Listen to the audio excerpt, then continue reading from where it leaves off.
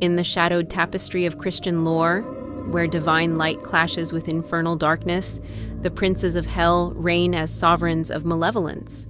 Among these 7 dread entities, at least 3 are said to be fallen angels, celestial beings who, in their defiance of the Creator, plummeted from heaven's glory to the abyss below.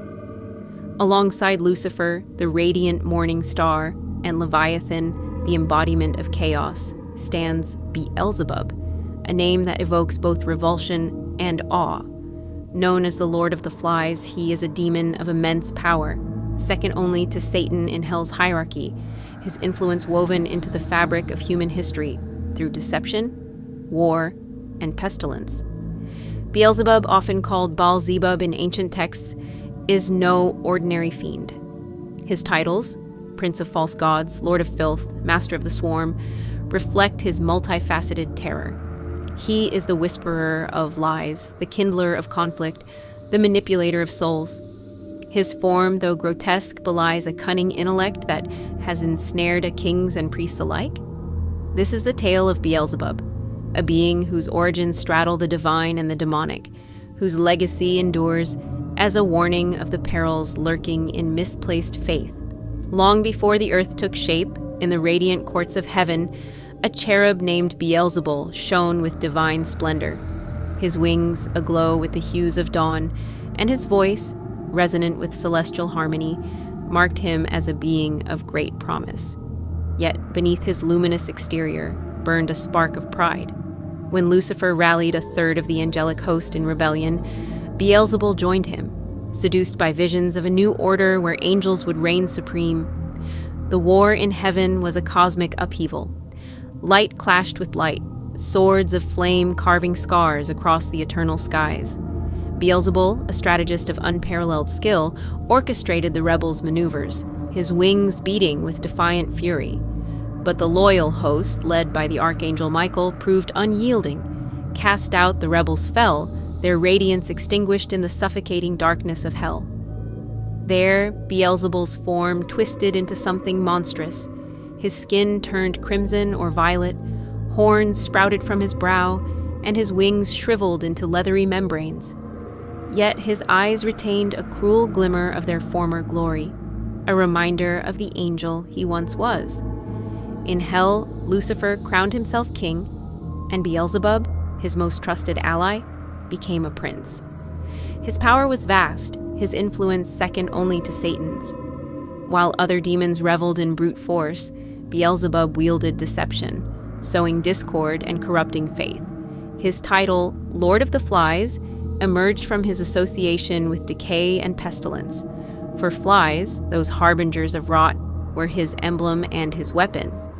Beelzebub's dominion over flies was no mere metaphor. In ancient beliefs, flies were born from rotting flesh, emerging from death to spread disease. Beelzebub embraced this imagery, often appearing as a monstrous insect when summoned, his multifaceted eyes glinting with malice, his wings buzzing with a sound that drove men mad.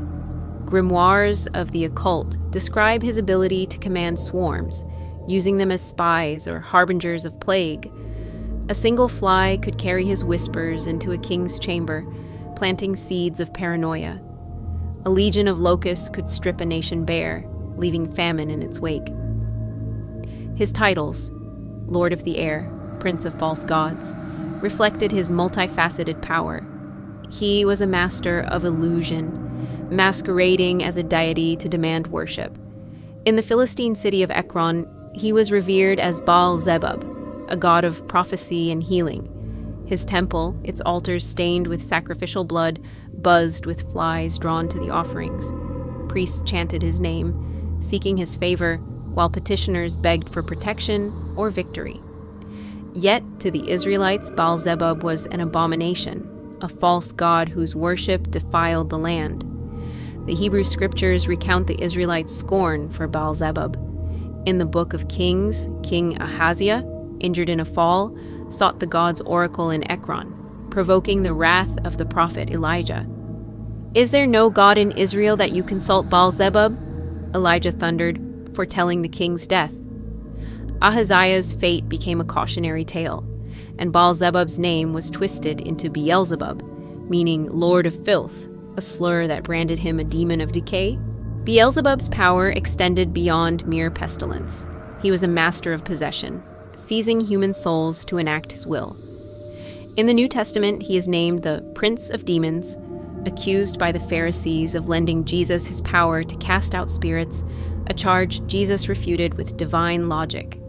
Medieval grimoires warned of Beelzebub's cunning, describing rituals to summon him at great peril. Those who invoked him risked becoming his puppets, their bodies and minds enslaved.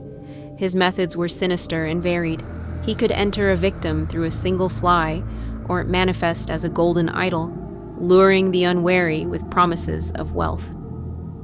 Once inside, he unleashed chaos, driving his hosts to madness or violence.